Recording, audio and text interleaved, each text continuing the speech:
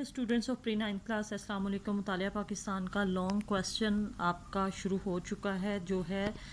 نظریہ پاکستان علامہ اقبال کے ارشادات کی روشنی میں کہ اقبال کی نظر میں نظریہ پاکستان کیا تھا اور علامہ اقبال نے ایک علیحدہ ریاست کے وجود پر کیوں زور دیا۔ کل ہم اس بارے میں پڑھ چکے ہیں کہ علامہ اقبال نے خطبہ الہ آباد میں 1930 میں مسلمانوں کے لیے ایک علیحدہ ریاست کا مطالبہ کیا جس میں مسلمان اپنے مذہب اور ثقافت کے مطابق زندگی بسر کر سکیں۔ اس سلسلے میں علامہ اقبال نے کیا فرمایا، آج ہم یہ جانیں گے کہ 1930 میں انہوں نے جو ارشاد فرمایا وہ ارشاد ایز اٹ از ان کی ورڈنگ میں ہی ہم لکھیں گے، اس کو ہم چینج نہیں کر سکتے۔ سوال کو اٹیمپٹ کرتے وقت آپ لوگوں نے بھی اس بات کا خیال رکھنا ہے کہ سوال کا جو پہلا پارٹ ہے اس میں تو رد و بدل یا تھوڑے بہت الفاظ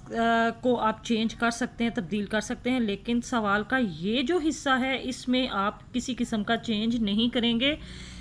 آپ رحمۃ اللہ علیہ نے فرمایا کہ مجھے ایسا نظر آتا ہے کہ اور نہیں تو شمال مغربی ہندوستان کے مسلمانوں کو بالآخر ایک اسلامی ریاست قائم کرنا پڑے گی۔ اب علامہ اقبال بات کر رہے ہیں شمال مغربی حصہ، یہ جو موجودہ پاکستان ہے، یہ والا حصہ جو ہے،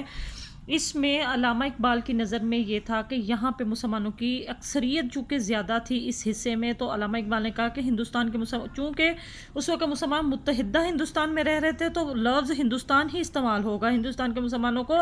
بالآخر ایک اسلامی ریاست قائم کرنا پڑے گی۔ اگر ہم چاہتے ہیں کہ اس ملک میں اسلام بحیثیت تمدنی قوت زندہ رہے، تمدنی قوت سے مراد یہ کہ اسلام کی تہذیب و ثقافت کو اگر ہم زندہ رکھنا چاہتے ہیں، اگر اسلام کو ہم مسلمانوں کے اندر قائم دائم دیکھنا چاہتے ہیں، تو اس کے لیے کیا ہے کہ ہمیں ایک علیحدہ ریاست قائم کرنا پڑے گی۔ تو اس کے لیے ضروری ہے کہ وہ ایک مخصوص علاقے میں اپنی مرکزیت قائم کرے۔ مرکزیت مطلب کہ مرکز ایک ان کا ایسا ہو، ایک ان کی مین جگہ ایسی ہو جہاں پہ وہ اسلام کی امپلیمنٹیشن کر سکیں، اسلام کو بحیثیت دین وہاں پہ دوبارہ نافذ کر سکیں اور اسلام کے مطابق اپنی زندگی کو گزار سکیں۔ یہ مرکز قائم ہوگا، ایک ریاست قائم ہوگی، اس میں ریاست میں اسلام کو مرکزی قوت دیں گے تو تبھی اسلام کا بچنا ممکن ہے، ادروائز ہندو جو ہے وہ اپنے اندر اسلام کو ضم کر لے گا، جذب کر لے گا، ختم کر دے گا۔ میں صرف ہندوستان میں اسلام کی فلاح و بہبود کے خیال سے ایک منظم اسلامی ریاست کے قیام کا مطالبہ کر رہا ہوں۔ اب چونکہ وہ اس وقت 1930 میں وہ جلسے میں خطاب کر رہے تھے، اس لیے انہوں نے مسلمانوں کی جو جماعت، مسلمانوں کی جو مسلمان وہاں پہ جمع تھے، وہاں پہ مسلمانوں کو یہ کہا کہ میں اسلام کی فلاح و بہبود کے خیال سے، کہ اسلام کی فلاح و بہبود اس وقت ممکن ہے جب ہندوستان میں ایک منظم اسلامی ریاست قائم ہو۔ بر صغیر میں چونکہ دو الگ الگ قومیں آباد تھیں، اس لیے علامہ محمد اقبال مسلمانوں کو ایک بڑی اور الگ قوم کی حیثیت سے اجاگر کرنا چاہتے تھے، پرومیننٹ کرنا چاہتے تھے، ان کو نمایاں کرنا چاہتے تھے۔